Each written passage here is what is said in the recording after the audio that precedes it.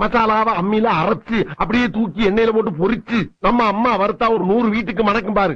அந்த மாதிரி கமகமகமகமகம சமைச்சு மண்டைய மாமனுக்கு வாழைய மருமனுக்கு நடு துண்ட உன் தம்பிக்கும் தனியா பொரிச்சு கொடுக்குற. எனக்கா இன்னைக்கு சமையல பின்னு பின்னு பின்ற.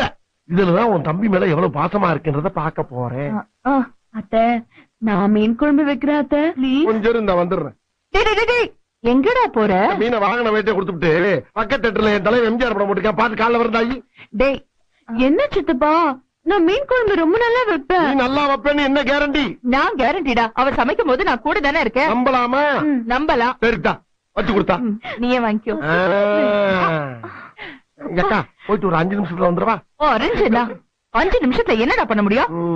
சரி கூட ஒரு 5 நிமிஷம் சென்று வர்றேன். மீனை பச்சையா பாக்கும் போதே நாக்கு துடியா துடிக்குதே. ஏன்டா பூனை கருவாடு கலையிற மாதிரி அலையிற? போடா போடா.